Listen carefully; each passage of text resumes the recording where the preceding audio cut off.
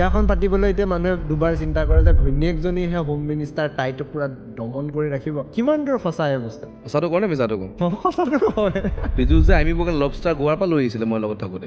পীযুষ যে আমি গোৱা গৈছোঁ হুবলিত আমাৰ সেই সময়ত কিবা কনফাৰেঞ্চ আছিলে ইউথ কংগ্ৰেছৰ। আমি পীযুষক ফোন কৰিছে লবষ্টাৰ খাবলৈ মন গৈছে, আমি লবষ্টাৰ এটা পেক কৰি গোৱাৰ পৰা পীযুষ যে আমি লৈ আহিছে। তো মানে কি গোৱাৰ পৰা যদি পীযুষ যে আমি বগা লবষ্টাৰ আনিব পাৰে, ৰাতি ফোনটো কষ্ট কম কষ্টৰ কাম। ঠিকে আছে দিয়ক, আজি এপিছডটো আমাৰ চবৰে ভাল বাজিব। হিমন্ত বিশ্ব শৰ্মা আহে কেনেকে? He is the most approachable CM across the country. তেখেতক যেনেকৈ মানুহ লগ কৰিব পাৰে ভাৰতবৰ্ষত কোনো মুখ্যমন্ত্ৰী এনেকৈ লগ কৰিব নোৱাৰে। বিসম্বাদ যেতিয়া হ'ল, বিসম্বাদৰ সময়ত বহুত মানুহে তেখেতক এৰি গ'ল, কিন্তু মোৰ ক্ল'জনেছ বিসম্বাদৰ সময়ত বাঢ়িলে। এই টাফ ফেজত মই তেখেতক থিয় দিছিলোঁ। চাগে ক'ৰবাত নহয় তেখেতে অনুভৱ কৰিলে যে এইটো কিবা বিচাৰি অহা নাই, ভাল সময়ত অহা নাই। তো এই বেয়া সময়ত যে থিয় দিলোঁ, মই ভাবোঁ যে মানুহজনেও ফিল কৰিলে যে অ'কে ল'ৰাটোৱে বেয়া সময়ত চাথ দিছে। পীযুষদাৰ খং দেখিছে? খং দেখিছোঁ, খংটো পীযুষক দেখিছোঁ, হিমন্তৰাও দেখিছোঁ, মানৱদাও দেখিছোঁ, কিন্তু খং হায়েষ্ট হিমন্ত বিশ্ব শৰ্মা ডাঙৰ নিচিনা খং মই দেখা নাই। খং কি কাৰণে কৰে? কাৰণ চব বস্তু পাৰফেক্ট বিচাৰে ন। বোলে হিমন্ত বিশ্ব শৰ্মাই দায়িত্ব দিছে, সেইটো একো লোফল নাই আৰু সেইটো ভাল হ'বই লাগিব, ভালকৈ কৰিবই লাগিব। হিমন্ত বিশ্ব শৰ্মাৰ লগত একদমেই লগতে লাগি আছিল পীযুষ হাজৰিকা ডাঙৰীয়া, জয়ন্ত মল্ল ডাঙৰীয়া। তেওঁলোকক আমি টিভি স্ক্ৰীণত সঘনাই দেখা পাওঁ। আপুনি এজন ডাৰ্ক হৰ্চৰ নিচিনা কাম কৰে। ডাৰ্ক হৰ্চ চাগে মানুহে কয়, মই নিজকে ফিল নকৰোঁ, জাষ্ট নৰ্মেল পাৰ্চন। মই এনেকুৱা ছোৱালী পাইছোঁ, কলেজ আহে 10 টকা এটা খৰচা হয় কেন্দ্ৰীয় চিঙৰা খাবৰ কাৰণে, সেইটো খৰচা আকৌ টান পায়। সেই ছোৱালীগৰাকী 1000 টকা এটা পায়, সেই দিনটোত ভোকত থকাতকৈ যেতিয়া কিবা এটা খোৱা বস্তু খালে, সেই ফিলটো কিন্তু আমি গুৱাহাটীত থকা এজন ব্যক্তিয়ে বা যিসকল অলপ হ'লেও ফাইনেন্সিয়েলি ভাল, সেই ফিলটো বুজি পাব নোৱাৰে, যোনটো হিমন্ত বিশ্ব ডাঙৰীয়াই ভাবিছে। পলিটিক্স বুলি ক'লে কিমান টেনশ্যন, হেডেক, ই ৰাস্তা হোৱা নাই, ই দলং হোৱা নাই, ই গাঁত ফুটা হৈ গ'ল, স্কুলখন ভাঙি গ'ল। মানুহে জীৱনৰ চবতছে কষ্ট কামটোলৈ আমাৰ ওচৰলৈ আহে ন। যোনে নিজে কামটো কোনোবাই কৰি ল'ব পাৰে, পৰীক্ষা এপ্লাই কৰিলে সেই পৰীক্ষা চাকৰি পাই গ'ল, সি মোৰ ওচৰত আহিব নেকি? সি নোৱাৰো ভাবিলে মোৰ ওচৰত আহিব। কোনোবাই বোলে কিবা ট্ৰান্সফাৰ লাগে, সি অফিচাৰক ক'লে ট্ৰান্সফাৰ হৈ গ'ল, সেইটো কৰি ল'লে। নোৱাৰা কামটো MLA ওচৰত আহে। স্পাইডাৰমেন এখন মুভি মই পঢ়ি চাই আছিলোঁ, with great power comes great responsibility. So' মানুহে যিমানে শক্তিশালী হয় সিমানেই দায়িত্ব বাঢ়ি যায়। এখন বৰ্ডত নাম অহাটো প্ৰিভিলেজ, দেখাত খুব ভাল লাগে, কিন্তু যিমান গধুৰ হয় দায়িত্বখিনি। যদি ক'ৰবাত তেনেকুৱা ভুল কৰোঁ, তেতিয়া মানুহে ক'ব যে গোটেই বৰ্ড ইমান ডাঙৰ মানুহৰ লগত এই এটা ফটোৱাটো নাম সোমাই গ'ল। সদায় এটাই চেষ্টা কৰোঁ যে তৰংগ গগৈ যে বাকী সকলোতকৈ বেলেগ, মোৰ কাৰ্যকালত মই কি কৰি থৈ গ'লোঁ, সেইখিনিয়ে সদায় লৈ কাম কৰোঁ যে মানুহে যাতে মনত থয়। যেনেকৈ কয় নহয়, জুবিন দাই কৈছিলে যে মৃত্যুৰ পাছত মানুহে কিমান মনত থয়, সেইটো মেইন কথা।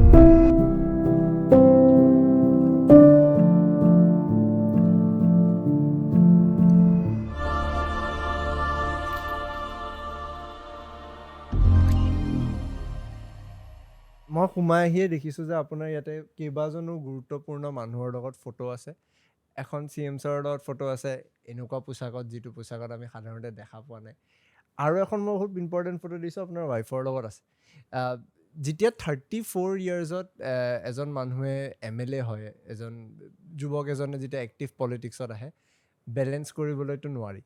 এতিয়া আমি কেতিয়াবা যেতিয়া মানুহৰ লগত কথা পাতোঁ, তেতিয়া আমি এই বেলেঞ্চিঙৰ কথাটো সুধি থাকোঁ যে কেনেকৈ বেলেঞ্চ কৰে। চব মানুহে বেলেঞ্চিঙত ফেইল কৰে, আপোনাৰ কাৰণে এইটো কিমান টান হৈছে? টাফ, বেলেঞ্চ কৰা খুব টাফ হয়, কাৰণ 34 এজত MLA হোৱাটোৱেই নহয়, কাৰণ MLA হোৱাৰ আগৰ পৰা এটা প্ৰক্ৰিয়া থাকে, আমি পাৰ্টিত কাম কৰা, পলিটিক্স কৰা। আৰু সাধাৰণতে যুৱক এজনে 20-21 বছৰ বয়সৰ পৰাই কলেজ পাৰ কৰি যেতিয়া ফেজ 25 বুলি মই কওঁ, 25ৰ পৰা সেই খুব মানে ক্ৰুচিয়েল সময় কেৰিয়াৰ ডিচাইড কৰিবৰ কাৰণে, যে আমি চাকৰি কৰিম, বিজনেছ কৰিম, পলিটিক্স কৰিম, কি কৰিম, যে প্ৰাইম টাইম মানে ফূৰ্তি কৰা, খেল ধূল কৰা, ফুৰিব যোৱা, মস্তি কৰা। তো সেই তেতিয়াৰ পৰা মই ভাবোঁ এটা খুব চেলেঞ্জিং সময় আহে to balance life and politics. যেতিয়া আমি সেই বেলেঞ্চটো শিকি যাওঁ, তাৰপাছত যেতিয়া কাৰোবাক ভাল পাওঁ, প্ৰেম হয় বা লগ পাওঁ, ডেট যোৱা নোযোৱা, সময় দিয়া, এণ্ড যেতিয়া ৱাইফৰ কথা কৈছা, ৱাইফৰ লগত মোৰ ফাৰ্ষ্ট চিনাকি হৈছিলে এখন কমন বিয়াত। আৰু লগ অলম'ষ্ট মোৰ বিয়া 2013-14 মানত হ'ব। তো 13-14 প্ৰথম লগ পাইছোঁ, লগ পাই চিনাকি অলপ নাম্বাৰ পালোঁ, কথা পাতিলোঁ এজ এ ফ্ৰেণ্ড। তেতিয়া কোনো ৰিলেশ্যন নাছিলে। কথা পাতি কিবা ছাডেনলি 4-5-6 মাহৰ পাছত আমি 1.5-2 বছৰ মানে কণ্টেক্ট নাই মানে সেইটো সময়ত ফ্ৰেণ্ডশ্বিপ আছিলে, নৰ্মেল ফ্ৰেণ্ডশ্বিপ আৰু মানে কোনো ৰিলেশ্যন আৰম্ভ হোৱা নাই। কথা পাতিলোঁ, মই ব্যস্ত, তাইও নিজৰ পঢ়া শুনাত ব্যস্ত, ময়ো মোৰ পলিটিক্সত ব্যস্ত। কেতিয়াবা কথা পতা হয় বা ফেচবুকত আকৌ চেট কৰিলোঁ। ছাডেনলি মই ক'লোঁ যে নাম্বাৰ কোনটো আছে, তাই ক'লে মই নাম্বাৰ চেঞ্জ কৰিলোঁ। নাম্বাৰ চেঞ্জ কৰি বুলি কোৱাৰ লগে লগে ঠিক আছে চেঞ্জ কৰিলে এসপ্তাহ পাছত মই ক'লোঁ নতুন নাম্বাৰটো দিয়া তাই নিদিওঁ অলম'ষ্ট 4-5 months মই লাগিছোঁ নাম্বাৰ বিচাৰিবলৈ 4-5 নাম্বাৰ বিচাৰিছে ফেচবুক সদায় এনি টাইম চেট কৰি নাথাকোঁ ফেচবুকতো এনি টাইম অনলাইন পোৱা নাযায় বাট 4-5 মাহ মই যেতিয়া নাম্বাৰ বিচাৰিছোঁ এদিন ছাডেনলি ক'লে আগৰটোৱে আছে আৰু এইটো মোৰ ওচৰত ছেভ আছে মই ডাইল কৰিছোঁ পিক কৰিছে মানে ময়ো কিমান গাধ যে মই ফোন কৰি নাচালোঁ চ' তেনেকৈ লগ পাই তাই গুৱাহাটী আহিলে গুৱাহাটীত চাকৰি পালে ময়ো গুৱাহাটীত থাকোঁ খুব টাফ মানে সময় দিয়া নিদিয়া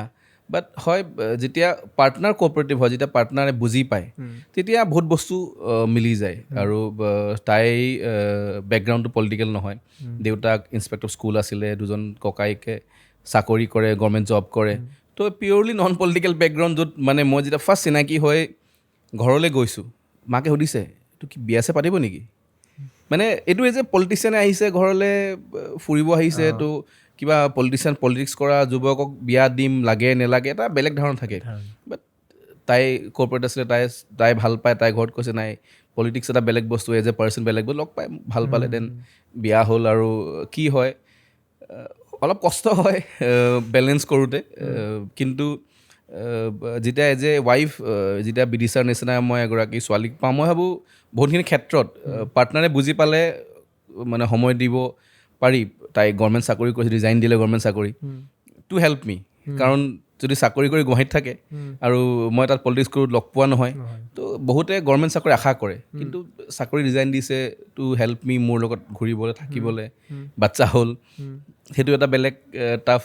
এজ এ ফাদাৰ মই চেষ্টা কৰোঁ ৰাতি 2টা বজাত উঠি কেতিয়াবা লৈ দিওঁ এবছৰ হ'ব আৰু 3 আছে এতিয়াও কষ্ট আছে এতিয়াও ৰাতিপুৱা কেতিয়াবা 6টাত উঠিব লাগে এতিয়াও ৰাতি ইলেকশ্যন আহিছে মোৰ আফটাৰ 4 months তো এতিয়াও ৰাতিপুৱা 6টাত উঠি তাক কেতিয়াবা ল'ব লাগে কাৰণ তাইৰো কষ্ট হয় তো as a politician to balance family and politics is art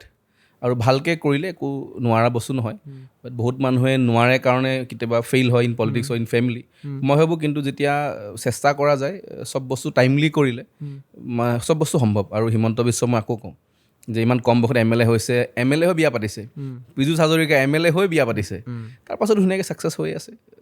দাদাইও পাৰিছে পীযুষ দাইও পাৰিছে মই ভাবোঁ মানে চেষ্টা কৰিলে ইটছ এন আৰ্ট আৰু কষ্ট হয় কিন্তু মই তুমিও ডেকা ল'ৰা হিচাপে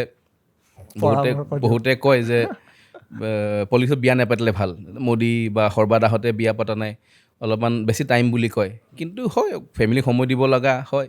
কিন্তু মই ভাবোঁ বেলেঞ্চ কৰিলে ধুনীয়াকৈ মিলি যায় ইউজুৱেলি আমি এইটো কথা মহিলা এগৰাকীক সোধোঁ যে মহিলাগৰাকীয়ে কম্প্ৰমাইজ কৰে এটা ৰিলেশ্যনশ্বিপত বহুতৰ পৰা মই এইটো শুনিছোঁ যে ৰিলেশ্যনশ্বিপটো ছাষ্টেইন কৰি ৰাখিবলৈ মহিলাগৰাকীয়ে কম্প্ৰমাইজ কৰে ল'ৰা মানুহে কম্প্ৰমাইজ নকৰে নে আমাৰ ক্ষেত্ৰত মহিলাৰ কম্প্ৰমাইজ বেছি বিকজ আমি সামাজিক দিশত থাকোঁ মানুহে এক্সপেক্ট কৰে যেতিয়া ফোন কৰে ঘৰলৈ আহি ওলাই ৰাতিপুৱা ওলাই 6টাত আহি মানুহ ওলায় সেইটো মোৰ ঘৰৰ সময় মোৰ এতিয়াও মনত আছে যেতিয়া মোৰ বিয়া হৈছে আৰু ৱাইফে প্ৰথম ৰিণিকী ভূঞাহাৰৰ বাইদেউক লগ পাইছে আৰু বৌয়ে তাইক কৈছে যে বিয়া হৈ ময়ো প্ৰথম 2 বছৰ খুব কষ্ট হৈছিলে কিন্তু বুজিলোঁ নিজকে ৰিয়েলাইজ কৰিলোঁ যে মই হিমন্ত বিশ্ব শৰ্মা ৰাইজৰ মানুহ আৰু মই মোৰ জীৱনৰ আধা সময় ৰাইজৰ কাৰণে এৰি দিছোঁ যোনখিনি সময় চাগে মই বিদিশা লগত থাকিলোঁ হ'লে ৱাইফক সময় দিলোঁ হ'লে তো ক'ৰবাত নহয় ফেমিলি সময়খিনি মই ৰাইজক দিছোঁ তো যেতিয়া এগৰাকী পৰিবাৰে সেইটো বুজি পায় মই সেইকাৰণে মই ভাবোঁ যে আমাৰ নিচিনা ফিল্ডত পুৰুষতকৈ মহিলাৰ ছেক্ৰিফাইচটো বেছি যি ফেমিলি যি সদায় ছাপোৰ্ট কৰে যিমানো পলিটিচিয়ান আছে সকলো যেতিয়া পৰিয়ালবিলাকে ছাপোৰ্ট কৰে চ' হাজবেণ্ডে ভাল কাম কৰিব পাৰে আৰু হয় ছেক্ৰিফাইচটো আমি অলপ কৰিব লগা হয় এতিয়া মোৰ মন গ'লেই ল'ৰাডাল ফুৰিব যাব নোৱাৰোঁ এছেম্বলি আছে নেক্সট 5 days মই থাকিম গুৱাহাটীত যদি কেনেবাকৈ কাৰোবাৰ গা বেয়া হয় ফেমিলিৰ মই এছেম্বলি এৰি কেতিয়া যাব অসুবিধা হয় তো দেউতা বয়স হৈছে দেউতাৰ কিছুমান পেচমেকাৰ লগাইছোঁ তো ইচ্ছা কৰিলে মই আজি ঘপককৈ দেউতাক চাব যাব মানে সৰু সুৰা চিৰিয়াছ হ'লে যাবই লাগিব বাট মন গ'ল যাব নোৱাৰোঁ তো তেনেকুৱা এটা ছেক্ৰিফাইচ থাকে পলিটিক্সত এভৰি পলিটিচিয়ান অকল মই বুলি নহয় ছেক্ৰিফাইচ কৰিব লাগে সেইকাৰণে বহুত হাজবেণ্ড ৱাইফ ফেমিলি সকলোৱে মিলি ছেক্ৰিফাইচ কৰিব লাগে এজন ছোৱালীও দেউতাৰ কাৰণে ছেক্ৰিফাইচ কৰিব লাগে এজন দেউতাকেও পুতেকৰ কাৰণে ছেক্ৰিফাইচ কৰিব লাগে মই ভাবোঁ কম্প্ৰমাইজ এণ্ড ছেক্ৰিফাইচ থাকিলেহে এজন ভাল পলিটিচিয়ান হ'ব পাৰে মই এটা বস্তু কিন্তু মন কৰিছোঁ মই চাওঁ যে হিমন্ত বিশ্ব শৰ্মাৰ লগত একদমেই লগতে লাগি আছিল পীযুষ হাজৰিকা ডাঙৰীয়া জয়ন্ত মল্ল ডাঙৰীয়া তেওঁলোকক আমি টিভি স্ক্ৰীণত সঘনাই দেখা পাওঁ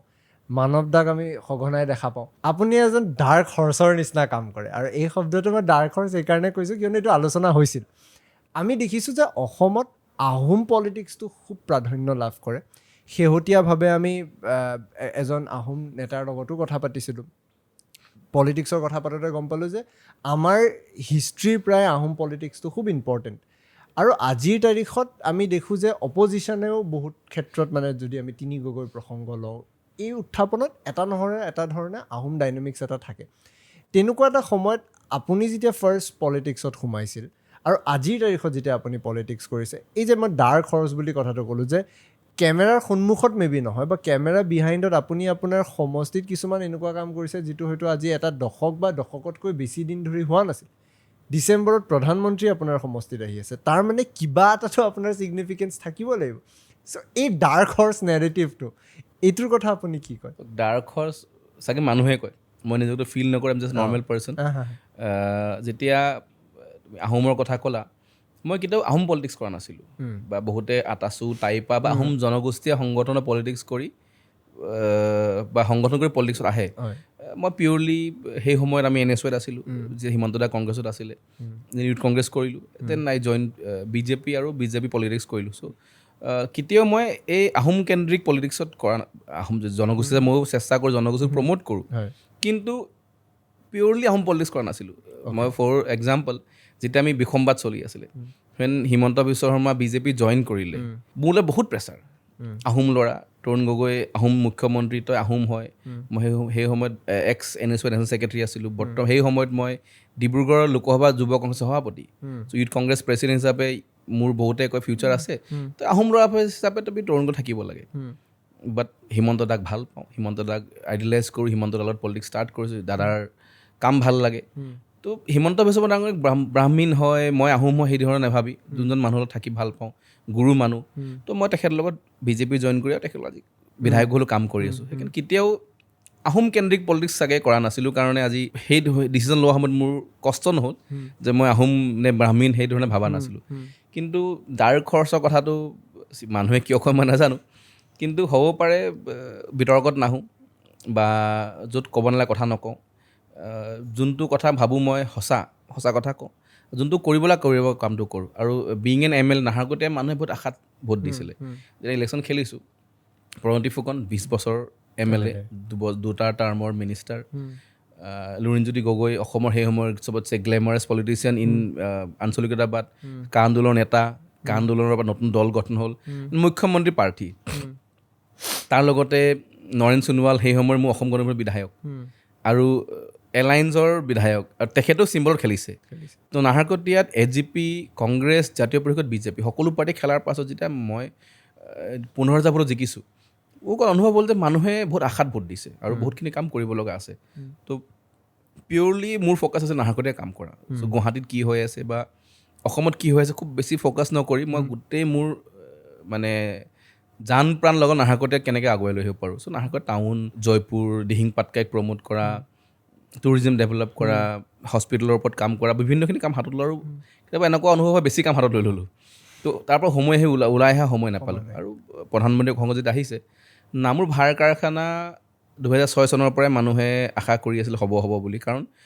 1960 এষ্টাব্লিছ এটা ফেক্টৰী আৰু যিকোনো এটা মেচিন 40-50 বছৰ চলিব পাৰে নেকি আজি আপোনাৰ কেমেৰা এই বস্তু machine mobile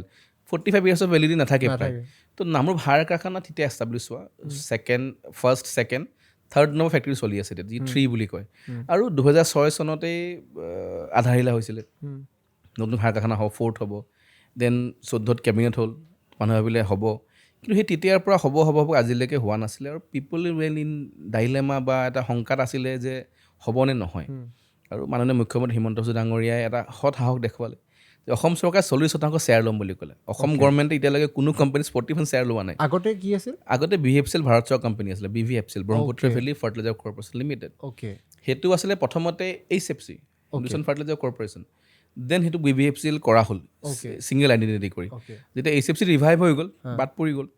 then Himanta Biswa ডাঙৰীয়াই ডিচিজন ল'লে যে আমি নাই উই উইল টেক 40% শ্বেয়াৰ তেতিয়া ভাৰত চৰকাৰ জনোৱা হ'ল যে নতুন কাৰখানা হয় ইনভেষ্টমেণ্টৰ কথা থাকে আমি 40% শ্বেয়াৰ ল'ম দেন অইল ইণ্ডিয়াই নিজৰ 18% HUL NFL সকলোৱে মিলি আজি নতুন সাৰ কাৰখানা হ'ল মই ভাবোঁ অসম হৈছে এটা এখন ষ্টেটত 10,000 crores investment in recent times বহুত ডাঙৰ এটা ছাকচেছ ফৰ দ্য ষ্টেট মই মোৰ নাহৰকটীয়াৰ কথা নকওঁ কিন্তু জাগিৰোড ছেমি কণ্ডাক্টৰ নামৰূপ সাৰ কাৰখানা যেতিয়া এই ধৰণৰ ফেক্টৰীবিলাক হয় লোকেল MLA হিচাপে ক'ত পীযুষ দায়ো জাগিৰোডৰ কাৰণে প্ৰাইড কৰিব পাৰে যে পেপাৰ মিল বন্ধ হৈ গ'ল তাত ছেমি কণ্ডাক্টৰ হ'ল নাহৰকটীয়াৰ বিধায়ক হিচাপে 5 বছৰ লাগি যেতিয়া হিমন্ত বিশ্ব ডাঙৰীয়াই ঘোষণা কৰিলে আৰু প্ৰধানমন্ত্ৰী আহিব লগা আছে নিশ্চয় আহিব যেতিয়া প্ৰধানমন্ত্ৰী নৰেন্দ্ৰ মোদী এটা সমষ্টিলৈ আহে মেৰাণত দেখা পাওঁ জিলা হেডকোৱাৰ্টাৰ বা গুৱাহাটীলৈ আহে নামৰূপ এটা অঞ্চলত আহি পিনে যেতিয়া ওজন এখন মিটিং অনুষ্ঠিত কৰে আৰু সাৰ কাৰখানাত আধাৰিলা যি বিতৰ্ক হৈ আছিল হ'ব নহয় প্ৰধানমন্ত্ৰী নিজে আহি হাত লগাই আধাৰিলা কৰে মোৰ নিশ্চয় 100% হ'ব আৰু তাতে ক'ৰবাত না ক'ৰবাত মানুহ অনুভৱ কৰিব পাৰে যে তৰংগ গগৈ সমষ্টিত প্ৰধানমন্ত্ৰী আহিছে তো এনেকুৱা তলে তলে কাম কৰে নেকি বাট তলে তলে নহয় অপেনলি কাম কৰিছিলোঁ কিন্তু অকল সমষ্টিকেন্দ্ৰিক কাম কৰাৰ কাৰণে অকণমান গুৱাহাটীৰ মানুহে লগ পোৱা নাছিলে বা অসমৰ মানুহে গম নাপায় যে তৰংগই কি কাম কেনেকৈ কাম কৰে বাট যি কাম কৰোঁ চেষ্টা কৰোঁ যে অসম ক্ৰিকেট সন্থাৰ সভাপতি হ'লোঁ আমি অসম ক্ৰিকেট সন্থাৰ যিমানলৈকে পাৰিছোঁ টেষ্ট মেচেই হওক ODI হওক বা T20 হওক কোনো বিতৰ্ক নোহোৱাকৈ ভাল এখন আমি অনুষ্ঠান কৰাৰ চেষ্টা কৰিছোঁ তেনেকৈ যি দায়িত্ব পাওঁ ভালকৈ কৰোঁ এটা চাগে নাজানা মই অসম যুৱ আয়োগৰ সভাপতি ষ্টেট ইউথ কমিশ্যন তো নতুনলি ফৰ্ম ইউথ কমিশ্যন হাৰ্ডলি 2 বছৰ হৈছে কিন্তু এই কমিশ্যনখনৰ আমাৰ পিয়ৰলি এটা ফ'কাছ এতিয়া যে আমি কেনেকৈ অসমৰ যুৱক যুৱতীক মেডিকেল ইঞ্জিনিয়াৰিঙত ছিট দিব পাৰোঁ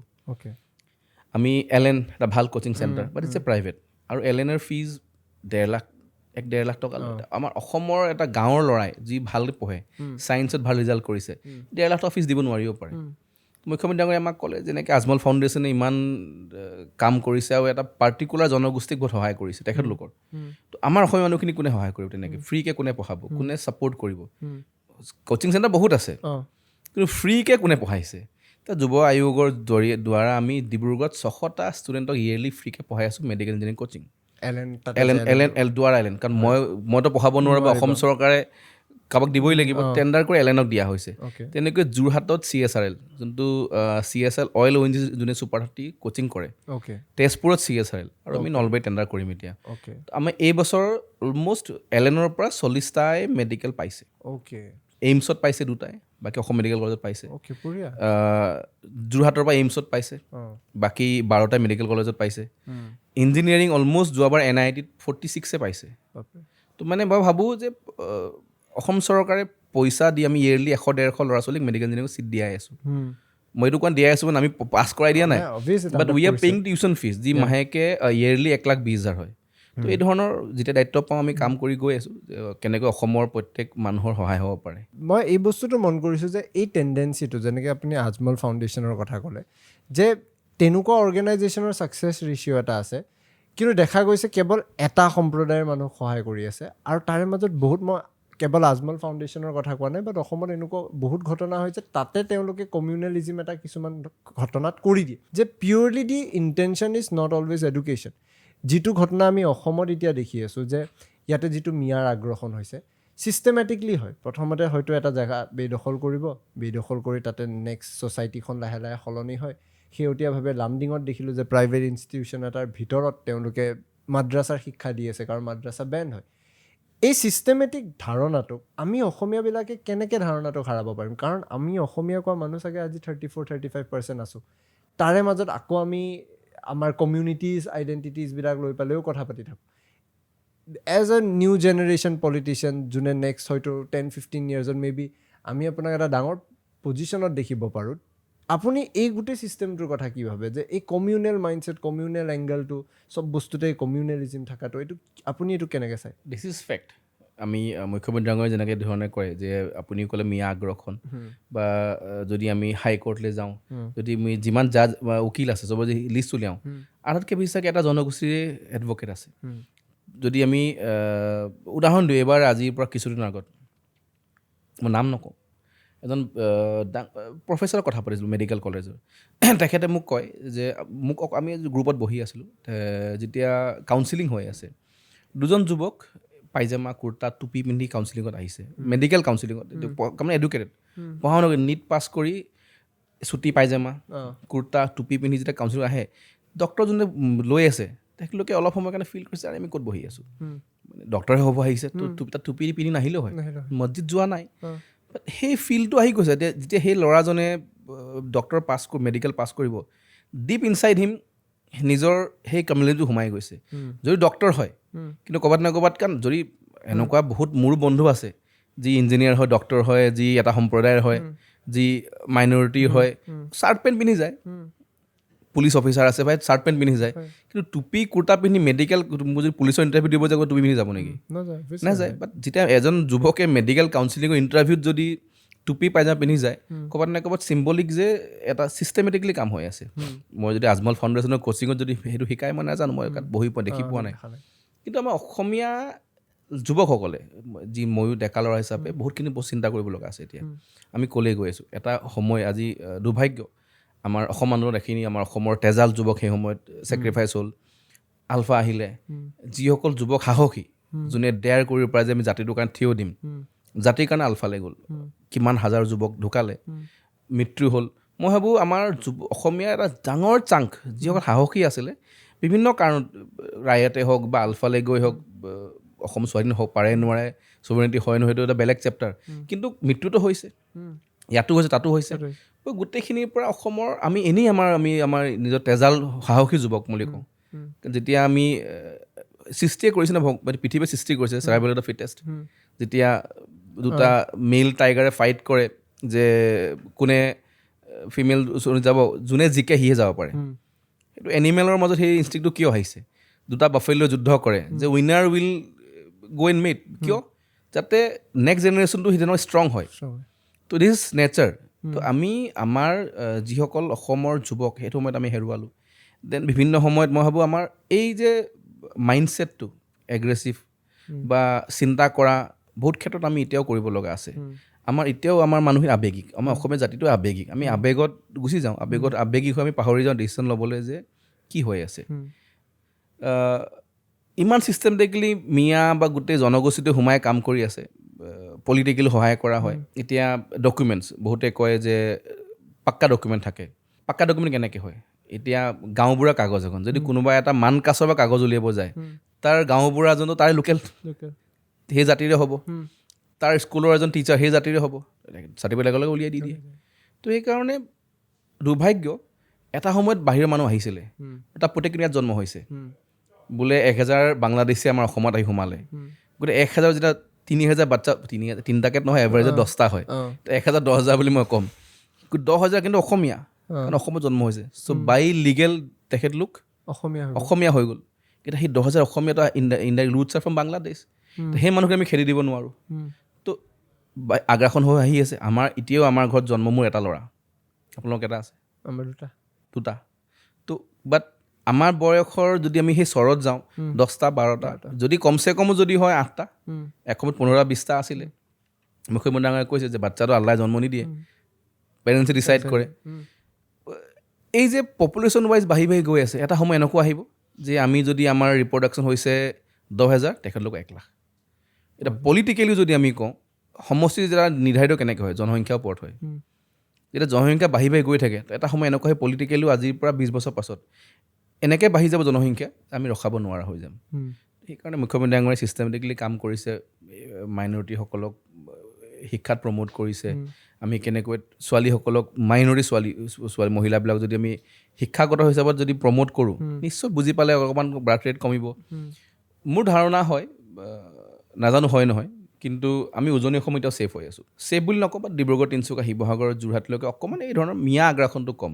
নগাঁৱলৈকেতো প্ৰায় শেষে হ'ল, কলিয়াবৰো প্ৰায় সোমাইছে। আমি এতিয়া খেদি আছোঁ নলবাৰীৰ পৰা, লখিমপুৰ, উৰিয়াম ঘাটৰ পৰা উচ্ছেদ কৰা হৈছে, নগাঁৱত লাহে লাহে কৰিছোঁ। কিন্তু এনেকুৱা হৈ যাব নেকি কেতিয়াবা যে অকল উজনি অসম থাকি গ'ল, বাকী সকলো মিয়াই হৈ গ'ল? তেতিয়া অসমীয়াসকলে কি কৰিব? এই যে আজি আহোম লেণ্ড বুলি কয়, যে অসমীয়া লেণ্ড বুলি আমি বনাব লাগিব, যে গোটেই অসমখনৰ এটা পাৰ্ট বেলেগ হৈ গ'ল, আমি চাৰিটা যেনেকৈ বড়োলেণ্ড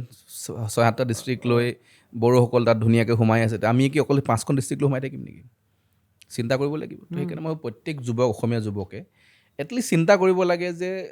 কি হৈ আছে ভৱিষ্যতটো, আমি ভৱিষ্যতলৈ কোনফালে গৈ আছোঁ। কাম সকলোৱে কৰি আছে। ডিব্ৰুগড়, তিনিচুকীয়া, শিৱসাগৰ সেইফালৰ যুৱকসকলে দেখা নাই। যদি আজি আপুনি যদি গৈছে ধুবুৰীলৈ, বৰপেটালৈ, তেতিয়া আমি ফিল পাওঁ যে কেনেকুৱা পৰিৱেশ আছে নগাঁৱত গ'লে ঢিঙত গ'লে আমি গম পাওঁ ফিল কেনেকুৱা আছে মই ভাবোঁ কেতিয়াবা সঁচাকৈ উজনি অসমৰ সকলো মানুহে এই যে গাড়ী ভাড়া লৈ তীৰ্থ ভ্ৰমণ কৰিব যায় বা লৱাৰ আছাম ভ্ৰমণ কৰিব যাব লাগে ফিল ল'বলৈ যে ক'ৰ পৰা আজি ক'ৰলৈ গোটেই পপুলেশ্যন বা ছিষ্টেমটো গৈ আছে যদি কেনেবাকৈ আমাৰতো হ'ব পাৰে নেকি এতিয়াও যদি মই তাত যাওঁ মোৰ নাহৰকটীয়াত টিংৰাই দুলীয়াজান কেতিয়াবা তাত 5 ঘৰ মানুহ আছিলে তাত 20 ঘৰ হৈ গ'ল মোৰ এতিয়াও এনেকুৱা মানুহ পাওঁ কয় ত্ৰিপুৰাৰ পৰা আহিছোঁ তাত কাম কৰিব আহে তাত বিয়া পাতি থাকি যায় তাতে সেই জেগাখন তেওঁলোকৰ তাৰপিছত কাৰণ ডকুমেণ্টছ আধাৰ কাৰ্ড ত্ৰিপুৰাৰ পৰা উলিয়াই লৈ আহে তো ত্ৰিপুৰা আধাৰ কাৰ্ডটো ইণ্ডিয়ানে হয় তো ইণ্ডিয়ান ত্ৰিপুৰা মানুহজনটো ৰং নহয় তো কি হয় এই যে ছিষ্টেমেটিক আগ্ৰাসনটো আপুনি কোৱা নিচিনা ইমান ছিষ্টেমেটিকলি হৈ আছে যে মেডিকেল কোৰ্ট চবতেই ইমান ধুনীয়াকৈ সোমাই লৈছে এটা সময় এনেকুৱা আহিব যে আমি উলিয়াব নোৱাৰা হৈ যাম তে উই হেভ টু এগ্ৰি কি ঠিক আছে আমি এনেকৈ থাকোঁ নেকি তেতিয়াহে গম পাব যে আমি কোনটো ভুল কৰিলোঁ যেনেকৈ আমি কওঁ নহয় যেতিয়া 5 ঘৰ মানুহ থাকে আমাৰ 100টা যেতিয়া 5টা এটা সম্প্ৰদায় থাকে 95 আমাৰ একো নহয় যেতিয়া 40% হৈ যায় তেতিয়া দে ট্ৰাই ডমিনেট আধা হৈ গ'লেতো খেদি পঠিয়াই দিয়ে আমি থাকিব নোৱাৰা হৈ যায় তো এই ছিষ্টেমটো যেতিয়ালৈকে মানুহে নহয় কোনো ৰিয়েলাইজ নকৰে আৰু আমাৰো লিডাৰসকলে জাতি কথা কয় মই ভাবোঁ আজি মই নাম নকওঁ বহুত লিডাৰে কয় যে সেইসকল সুৰক্ষা দিব লাগে বা সেইসকলক প্ৰমোট কৰে কিন্তু ক'ৰবাত নহয় ক'ৰবাত অসমখন যে ধ্বংস হৈ গৈ আছে বা ক'ৰবাত নহয় ক'ৰবাত আমাৰ জাতিটোৰ যে ভৱিষ্যত সংকট হ'ব গৈ আছে this is a big challenge আৰু কিমান ছিষ্টেমেটিকলি ডেপ্থত মই যোৱা নাই কিন্তু মানে শংকৰ মাধৱৰ দেশৰ পৰা শংকৰ আজানৰ দেশ হৈ গ'ল তো শংকৰ মাধৱে নাইকিয়া হৈ আজান সোমাই গ'ল তাত তো ছিষ্টেমেটিকলি কৰা হৈছে সেইকাৰণে মই ভাবোঁ যে আমাৰ ইউথ সকলোৱে খুব ধুনীয়াকৈ অধ্যয়ন কৰিব লাগে চাব লাগে বুজিব লাগে যে আমি কোন দিশলৈ গৈ আছোঁ গুৱাহাটী মোক আকৌ হাইকোৰ্টখনৰ গোটেই উকিলসকলৰ নাম ঠিকনা উলিয়াই এড্ৰেছ উলিয়াই নাম কৰিলে গম পাব যে কিমান তেখেতলোকৰ এডভকেট হৈ গ'ল ডক্টৰ এতিয়াও যদি কোনোবাই আজি মেডিকেল কাউন্সিল লিষ্টখন ওলায় এইবাৰ কিমান ডক্টৰে পাছ কৰিছে মানে এটলিষ্ট মই ভাবোঁ 20% ডক্টৰ তেখেতলোকৰ আছে এইটো আমি কেনেকৈ চেঞ্জ কৰিব পাৰোঁ হৈ গ'ল পপুলেশ্যন বাঢ়ি গ'ল ইজ পপুলেশ্যন যেতিয়া আমাৰ ল'ৰাই যদি আমাৰ 100টা পৰীক্ষা দিয়ে যদি পাছ পাইছোঁ 30% থাকে তেখেতলোকৰতো 500 পৰীক্ষা দিয়ে নহয় কাৰণ জনসংখ্যা বেছি তো জনসংখ্যা যেতিয়া বেছি হৈ যায় চব বেছি হৈ গৈ থাকিব এটা সময়ত সেইকাৰণে এই ইমানেই জনসংখ্যা হৈ গ'ল তো সেই জনসংখ্যাৰ লগত সেই ৰেচিঅ'তে তেখেতলোক আহি গৈ থাকে এতিয়া যদি আমি পৰীক্ষা দিওঁ এনেকুৱা এখন যুদ্ধ খেলি আছোঁ যুদ্ধত লাগি আছোঁ যি যুদ্ধ হাৰিমে আমি যদি এই সময়ত আমি ঠিক নকৰোঁ আমি হাৰিমেই দিছ এ ৰাইট টাইম হিমন্ত বিশ্ব শৰ্মাৰ যিনে পৰিকল্পনা কৰি আছে কাম এতিয়া বহুতে উচ্ছেদ কৰি উৰিয়াম ঘাটত উচ্ছেদ কৰিলে বাংলাদেশকে পঠিয়াই নিদিলে আৰে মই আকৌ কওঁ যে 1000 বাংলাদেশী আছিলে প্ৰত্যেককেইটা বাংলাদেশী নহয় নহয় ইয়াতে জন্ম হৈছে নহয় কিন্তু হয়তো ৰুটছ আৰ ফ্ৰম বাংলাদেশ তো সিহঁতক ইয়াত জন্ম হৈছে বুলি বাংলাদেশী প্ৰত্যেককেইটাকে মই মোৰ নাহাকতে উৰিয়াম ঘাটত মাৰি দি দিম নেকি তো সিহঁতক ঠেলিব লাগিবই তো ইউ গ' বেক টু মানকাছা য'ৰ পৰা আহিছিলে বেক টু গ' ধুবুৰী তো ধুবুৰী যোৱা বঙাইগাঁও যোৱা মানকাছা যোৱা য'ত থাকিব তাত থাকা তাত থাকি তাতে থাকা নাপায় তাতে ডাঙৰ দীঘল তাতে ব্ৰহ্মপুত্ৰত মাছ মৰা যি কৰা তাতে পঢ়া শুনা কৰা আমাৰ ইয়ালৈ কিয় সোমাই আহিব লাগে আমাৰ এই মানুহবোৰ ক'ত যাব লাহে লাহে সত্ৰৰ মাটি দখল কৰাৰ পৰা এইবিলাক গোটেই অসমে গম পায় মই নতুনকৈ ক'বলগীয়া নহয়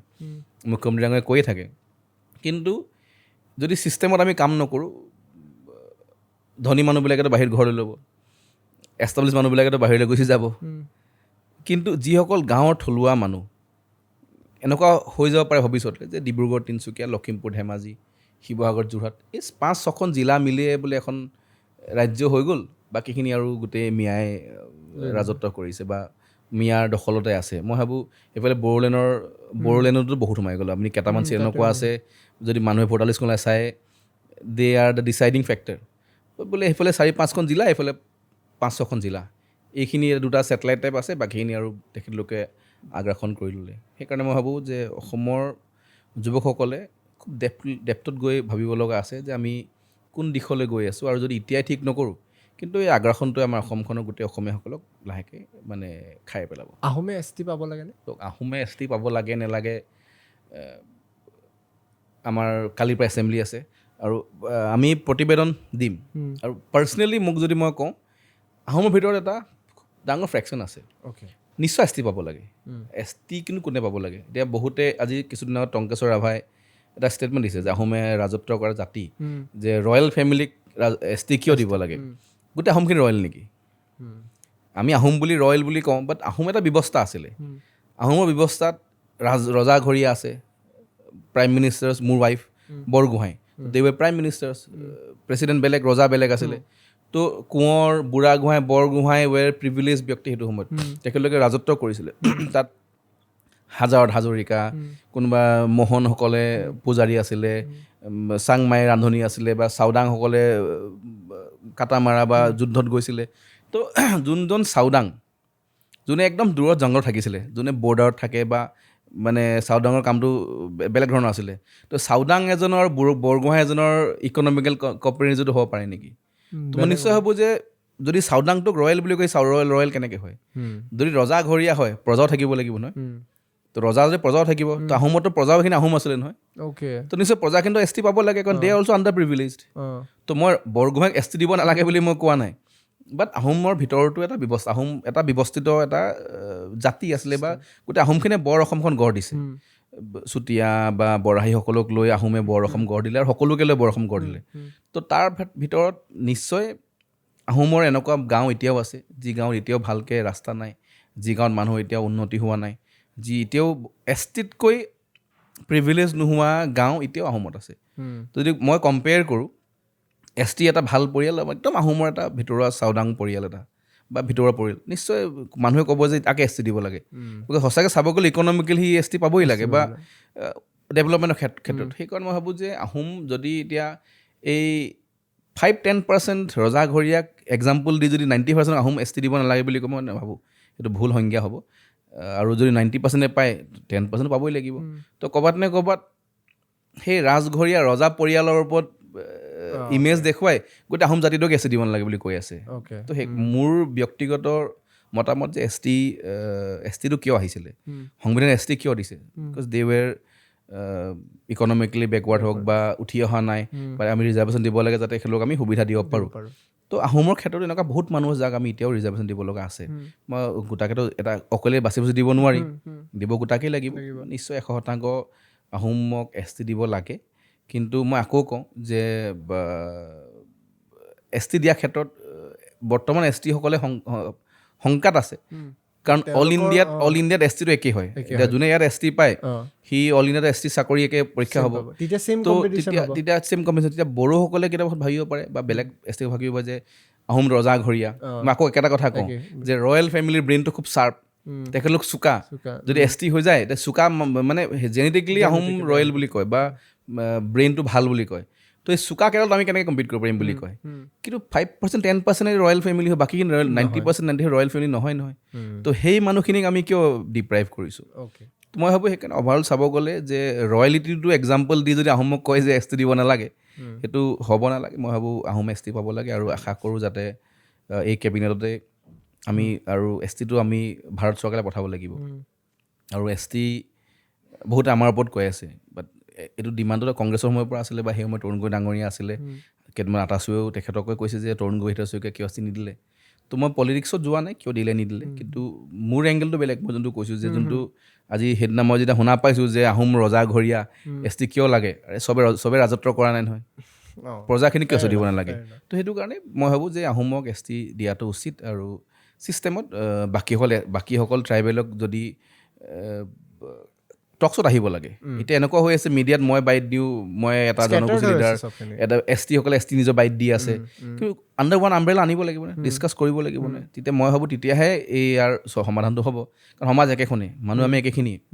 এছ টি হওঁ অ' বি চি হওঁ আমি সকলোৱে একেখন অসমত থাকোঁ সকলোৱে অসমৰ কাৰণে কাম কৰিব লাগিব সকলোৱে অসমৰ কাৰণে মাত মাতিব লাগিব তো এছ টি পোৱাৰ পাছত আমি লগতে জীয়াই থাকিম ভূপেন হাজৰিকাই কোৱা নাই মানুহে মানুহৰ বাবে মই ভাবোঁ এছ টি এটা বেলেগ পাৰ্ট কিন্তু এই লিডাৰসকলক একেখন আমব্ৰেলাত আনি আলোচনা কৰি এটা চলিউশ্যন উলিয়াব লাগে যে কেনেকৈ ইয়াৰ সমাধান কৰিব পাৰি আপোনাৰ টেকটো কেনেকুৱা যে ছাপ'জ নিউ জেনেৰেশ্যন বা যিটো নতুন ইউথ বুলি আমি কওঁ তেওঁলোকৰ মাজত সাধাৰণতে এইটো বস্তু আলোচনা হয় যে আমি ৰিজাৰ্ভেশ্যনটো আজিকালি ডিপ্ৰাইভৰ সেই পাৰ্চপেক্টিভটো দি নাচাওঁ কাৰণ আমি সেই ডিপ্ৰাইভটো মেবি নেদেখিলোঁ সেই সময়ত হোৱা ইনজাষ্টিছখিনি আজিৰ তাৰিখত এনেকুৱা হৈছে যে মেবি সেই সময়ৰ যিটো লোৱাৰ কাষ্ট বুলি আমি কৈছিলোঁ আজিৰ তাৰিখত ইকনমিকেলি চাউণ্ডো হৈ গৈছে বহুখিনি মানুহ তেওঁলোক ইকনমিকেলি ষ্টেবলো হয় কিন্তু তাৰপিছতো ৰিজাৰ্ভেশ্যন পাই আছে যাৰ কাৰণে আজিৰ তাৰিখত ডিপ্ৰাইভ জেনেৰেল কেটেগৰীৰ মানুহখিনি বেছি হয় যে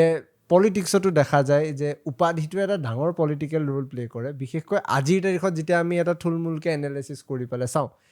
তে পিটনটো মানে জেনেৰেল কাষ্টৰকেইটাই খায়। তো এই য়াং মাইণ্ডছেটৰ মতে এই ৰিজাৰ্ভেশ্যন বস্তুটোক ফৰ আ লংগাৰ টাৰ্ম, আৰু ছেকেণ্ডলি যেনেকৈ আমি অলপ আগতে কথা পাতিলোঁ নিযুত মইনা আঁচনি, যেনেকৈ আমি অৰুণোদয় আঁচনিৰ কথা পাতোঁ, ৱেলফেয়াৰ স্কিম এখনৰ আণ্ডাৰত যেতিয়া পইচাটো DBT হৈ যায় আৰু পইচাৰ যেতিয়া টেষ্টটো মই পাই যাওঁ, সি ছিষ্টেমেটিকলি সমাজখনক কোনটো দিশত লৈ যাব, যে শেষৰলৈকে গৈ এতিয়া নেক্সট ইলেকশ্যনৰলৈকেতো আমি এই সংখ্যাটোৱেতো বঢ়াব লাগিব, অৰুণোদয় আঁচনিৰ ৰেটটোৱে বঢ়াব লাগিব, এইটোতো চলি থাকিব। আৰু যোনে এইটো ৰখে, যেনেকৈ ৰিজাৰ্ভেশ্যন আজিৰ তাৰিখৰ কোনো পলিটিকেল পাৰ্টিয়ে আঁতৰোৱা সাহস কৰিব নোৱাৰে, এই ৱেলফেয়াৰ স্কিমখনতো কেতিয়াও আঁতৰাব নোৱাৰে। এই ছিষ্টেমটো ভাল হৈছেনে ফৰ দ্য নেক্সট 15-20 years? ৰিজাৰ্ভেশ্যনটো সংবিধান আনিছে, আৰু সেই সময়ত আপুনি কোৱা নিচিনাই যে সেই সময়ৰ যি পৰিৱেশ আছিলে বহুতৰ এতিয়া বদলি হৈ গৈছে, বাট বহুত এতিয়াও একে হৈ আছে। তো ৰিজাৰ্ভেশ্যনটো যেতিয়া জনগোষ্ঠী হিচাপে সকলো বস্তু মেৰিট ডিমেৰিট থাকে, পৃথিৱীৰ কিবা এটা ভাল হ'লে কিবা এটা বেয়া হয়। আজি আমি এখন গ্ৰাউণ্ড বনাইছোঁ, কাৰোবাৰ এটা ঘৰ উচ্ছেদ কৰি বনাব লগা হৈছে, কিন্তু 10টা মানুহৰ ঘৰ উচ্ছেদ কৰি আমি কিন্তু 10,000 মানুহক ভাল কৰিছোঁ। তেনেকৈ কিবা এটা কাম কৰোঁতে আজি শিলাকু বিল উচ্ছেদ হৈছে, তাৰ কেইটামান ঘৰ উচ্ছেদ কৰিবলৈ কিন্তু গোটেই গুৱাহাটীৰ পানী সমস্যাটো সমান হ'ব পাৰে। সোণোৱাল কছাৰীসকল ST হৈ আছে, সোণোৱাল কছাৰীটো সৰ্বানুৱাল মুখ্যমন্ত্ৰী হৈ আছে,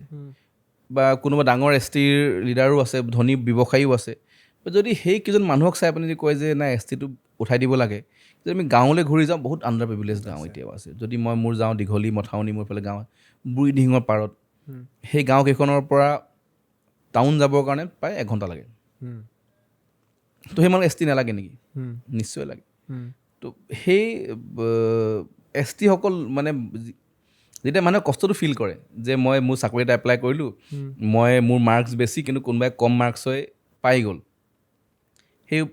সেই ব্যক্তিজনে ফিল কৰে। কিন্তু অভাৰঅল চাব গ'লে এতিয়া আমাৰ গাঁও বা ভাৰতবৰ্ষ হওক, অসমতে হওক, ভিতৰুৱা গাঁওবিলাক বহুত STসকলো এতিয়া বহুত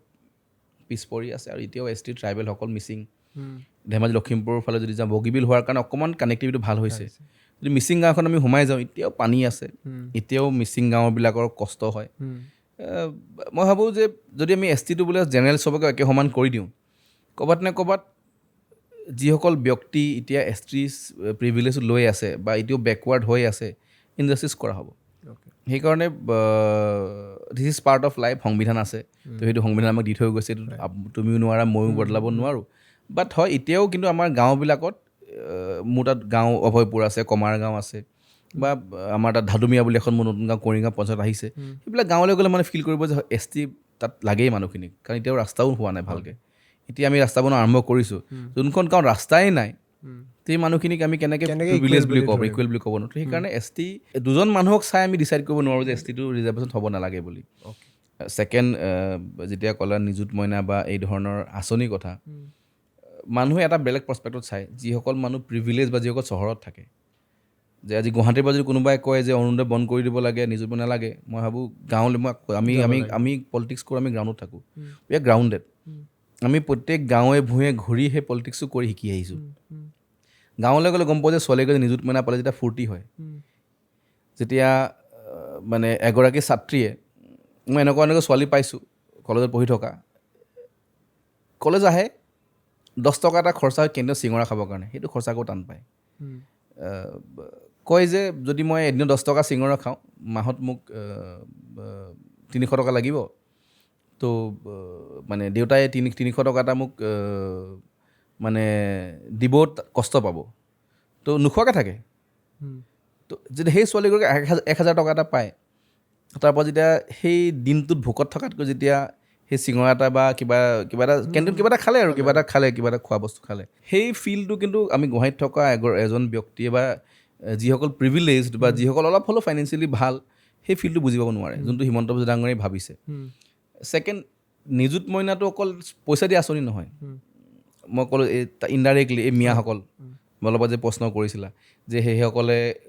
কম বয়সত বিয়া পাতে, চাইল্ড মেৰিজ কৰে। যেতিয়া চাইল্ড মেৰিজ হয়, একটো পপুলেশ্যনো খুব জল্দি বাঢ়ি যায়, ছেকেণ্ড ছোৱালীজনীৰ হেল্থ খুব বেয়া হয়। আৰু আমাৰো অসমীয়া সমাজখনত যেতিয়া আমাৰ মাহঁতে বিয়া হৈছিলে, সময়ত গাঁৱত আমি শুনো যে কোনোবা 16 বছৰ বয়সত, 15 বছৰ বয়সত বিয়া হয়। তো এতিয়াও যেতিয়া আমি গাঁৱলৈ যাওঁ মই কাৰো প্ৰশ্ন সোধোঁ আপোনালোকৰ হাই ছেকেণ্ডেৰী পাছ কিমান আছে মেট্ৰিক পাছ কিমান আছে আধাতকৈ বেছি মহিলা হাত নেদাঙে কাৰণ সেই সময়ত পঢ়া পৰিৱেশ নাছিলে যেতিয়া প্ৰত্যেক মাকক মই সোধোঁ আপুনি আপোনাৰ ছোৱালীজনীক ভাবেনে আপোনাৰ কম পঢ়িব লাগে চবে কয় নাই মোৰ ছোৱালী পঢ়িব লাগে সেই ফিল্ডটো সেইকাৰণে এই 1,000 টকাটোৱে দেখাত 1,000 টকা কম পইচা কিন্তু যিগৰাকী ছোৱালী বাগানত বাপেকে চাকৰি কৰে আমি দিয়া চাইকেলখন স্কুল গৈ পাছ কৰিছে যেতিয়া দেউতাকে কয় যে পইচা দিব মই নোৱাৰোঁ তই বাগানত পাত ছিঙিব লাগিব কিন্তু গভৰ্ণমেণ্টে পইচা দিয়াৰ কাৰণে তই ঠিক আছে পইচাটো চৰকাৰে দিছে চাইকেলখন চৰকাৰে দিলে পইচা চৰকাৰে দিছে তই কলেজত পঢ় সেই ফিল্ডটো বেলেগ মই সেইকাৰণে ভাবোঁ যে এই অৰুণোদয় নেক্সট যিসকল মানুহে গাঁৱলৈ ঘূৰে গাঁৱত ফুৰে গাঁৱত যায় সি গম পায় যে বহুত মানে এনেকুৱা আছে নিজৰ খেতি কৰা চাউলখিনিও আধিৰ পৰা খায় ধনী মানুহ যাৰ মাটি আছে আজিকালি খেতি নকৰে দুখীয়া মানুহ আধি খেতি কৰে আধা চাউলহে পায় তো সেই চাউলখিনিৰ পাছত বাকী বস্তুখিনি ক্ৰয় কৰাৰ বহুত চিন্তা আমাৰ ল'ৰাই কেৰেলা বেংগলোৰত কাম কৰে চিকিউৰিটি গাৰ্ড কৰে 10,000-15,000 দৰমহা পায় তাৰ পৰা নিজে থাকি যি ঘৰলৈ পইচা পঠায় সেই কেইটকা পইচাৰে যেতিয়া ঘৰখন চলায় ঘৰত থকা মহিলাগৰাকীয়ে সেই ফিল্ডটো কিন্তু যিসকল পলিটিচিয়ানে বা যিসকল পলিটিকেল পাৰ্টীয়ে অৰুণোদয়ক ইনচাল্ট কৰে সেই ফিল্ডটো ল'ব নোৱাৰে যে কেনেকৈ সেই মহিলাগৰাকীয়ে ঘৰখন চলাই আছে মই ভাবোঁ সেইকাৰণে ক'ত এই 1,250 টকা নিযুত মইনাৰ 1,000 টকা এইখিনি পইচা দি আঁচনি নহয় এইখিনি আমি আমাৰ গাঁৱৰ মানুহৰ ইকনমিকেল আপলিফমেণ্টৰ কাৰণে সহায় কৰা এটা গভৰ্ণমেণ্টৰ প্ৰচেষ্টা কাৰণ 1,250 টকা Arunodoi gas subsidy admission fees free Nijut Moina সকলোখিনি বস্তু যদি আমি যোগ কৰোঁ এটা ফেমিলিয়ে এক মাহত প্ৰায় 5,000 টকা পইচা চৰকাৰৰ পৰা পাই আছে ডাইৰেক্ট আৰু ইনডাইৰেক্টলি তো এইখিনিয়ে বহুত সহায় কৰিছে পৰিয়ালটোক জীয়াই থাকিবৰ কাৰণে কাৰণ মুখ্যমন্ত্ৰী ডাঙৰীয়াই যি ধৰণে প্ৰচেষ্টা কৰিছে পলিটিকেলি ভাবিব নালাগে এইখিনিৰ কাৰণ পলিটিক্স নহয় দিছ ইজ পিয়'ৰলি ৰুৰেল ইকনমিক বা ৰুৰেল মানুহ সহায় কৰাৰ কাৰণে এতিয়া আমি CM ট্ৰিপলে এটা আঁচনি আছে যিসকল আমি CM ট্ৰিপলৰ যোগেদি প্ৰত্যেক যুৱকক আমি 1,00,000 টকাকৈ দি আছোঁ ষ্টাৰ্টআপছবোৰ তো তাৰ কাৰণে প্ৰজেক্ট দিব লগা হৈছে 1,00,000 খৰচা কৰিলে আমি মেণ্টৰশ্বিপ দিওঁ ডিব্ৰুগড় ইউনিভাৰ্চিটি গুৱাহাটী ইউনিভাৰ্চিটি এনেই দিয়া পইচা নহয় যে যুৱ মৰ্চা কৰিছে পইচা দি দিছোঁ তাৰ কাৰণে প্ৰজেক্ট দিয়া হ'ব আধা পইচা দিয়া হয় নেক্সট পইচাটো কোনে পাব যিসকলে কামত লগাইছে আমি Dibrugarh university Guwahati university mentorship কৰিছোঁ এজন মেণ্টৰ আণ্ডাৰ 30টাকৈ ল'ৰা থাকে সেই মেণ্টৰজনে চাৰ্টিফিকেট দিব লাগিব যে ই কামত ভালকৈ লগাইছে দেন সি নেক্সট পইচাটো পাব মই ভাবোঁ ক'ৰবাত নে ক'ৰবাত এই যে আমাৰ এতিয়া চাকৰি যদিও আমি 2 লাখ চাকৰি দিছোঁ বহুত এতিয়াও আনএমপ্লয়ড আছে ল'ৰা বহুত এণ্টাৰপ্ৰেনাৰশ্বিপ স্কিল আছে তো এই পইচাটো পালে ক'ৰবাত 1,00,000 টকা এটা পালে সি গাঁৱত কিবা এটা ব্ৰইলাৰ ফাৰ্মে খুলিলে দোকান এখনে খুলিলে গাহৰিকেইটাই পুহিলে ছাগলীয়ে পুহিলে এইটো আমাৰ সেই কাম কৰা টেণ্ডেঞ্চিটো আছে মই কিন্তু এই যে পইচা দিওঁতে মানুহে যে পলিটিকেলি ভাবি লয় পলিটিকেলি ভাবিব নালাগে এইটো বহুত ডাঙৰ এটা সহায় গাঁৱত থকা মানুহক সহায় কৰিবৰ কাৰণে আপুনি পলিটিক্স কেতিয়া সোমাইছে কোনটো এজত ক'ব গ'লে 21-22 বছৰ বয়সৰ পৰাই ছাত্ৰ সংগঠনিক NSY কৰিলোঁ বা চাগে পলিটিক্স বাদ দি বেলেগ একো নকৰিলোৱেই লাইফত কেতিয়াও চাকৰি মই ইণ্টাৰেষ্টিং হয় মই আৰম্ভ কেনেকৈ কৰিলোঁ মোৰ এতিয়া মনত আছে তেতিয়া আমি দিল্লীত এনেই আৰু আড্ডা মাৰি আছোঁ বহি আছোঁ ৰুম এটাত দিল্লীত পঢ়িব যাওঁতে মোলৈ ফোন এটা আহিলে কাকপ পথাৰত ফায়াৰিং এটা হৈছিলে ৰাস্তাত মানুহ বহুত বহি আছিলে শুনিছিলোঁ 2000 কিমান হ'ব চাগে 5-6 মান হ'ব ছোৱালীজনীক গুলি লাগিছিলে গুলিটো গৈ ৰাস্তাত লাগিলে ৰাস্তাত গুলি লাগি বাউন্স হৈ তাই স্পাইনেল কৰ্ড সোমাই গ'ল তলৰ পৰা ৰাস্তাত পৰি পেলাই মানে গুলিটো ৰাস্তাত পৰিলে পুলিচে ফায়াৰিং কৰোঁতে মানে কনক্ৰিট ৰাস্তা হয় ন তো বাউন্স কৰি তাই স্পাইনেল কৰ্ড সোমাই গ'ল ইয়াত ঠিক কৰিব নোৱাৰি তাইক এইমছ পঠোৱা হ'ল অন চৰকাৰী এক্সপেঞ্চ তেতিয়া কোনে ফোন কৰিলে যে আমি দিল্লীত থাকোঁ টেষ্ট দিব লাগে ভয় লাগিছে দি পোৱা নাই কেতিয়াও তেতিয়া 3টা যুৱকত এনেই গৈছোঁ লগত আৰু তেতিয়া সেই লাইফত ফাৰ্ষ্ট টেষ্ট দিছোঁ সেই ফিল্ডটো আহিলে মানে আমি ইয়াত থাকোঁ আমি অসমীয়া মানুহৰ ইমান কষ্টত আহে ছোৱালী দিয়ে লগ পাইছোঁ তাইক দেখিছোঁ পাই তাই মানে ছিজন বেড তো প্ৰায় এসপ্তাহ দিল্লী তাইক খবৰ কৰিব যাওঁ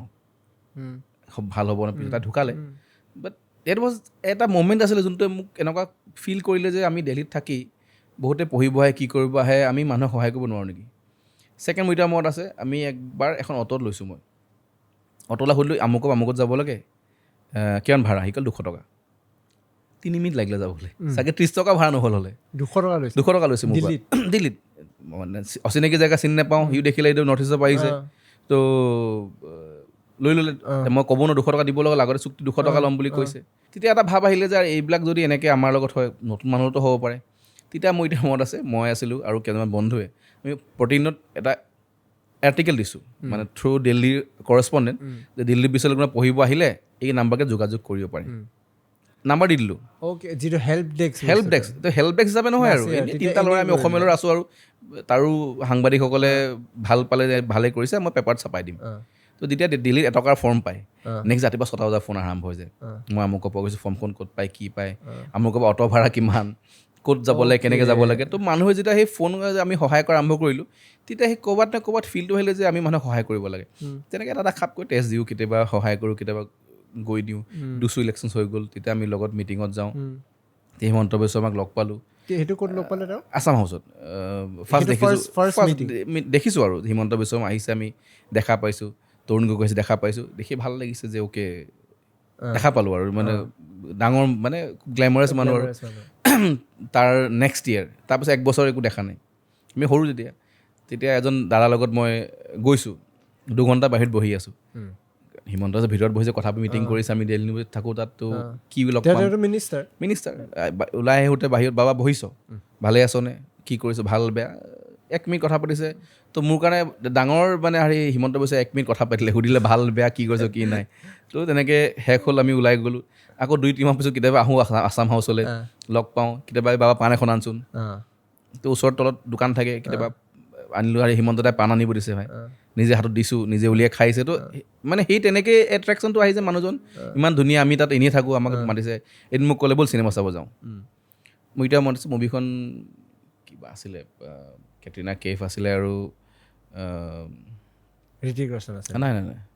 এই আলি জাফৰ বুলি ছিংগাৰ এটা আছে সি আছিলে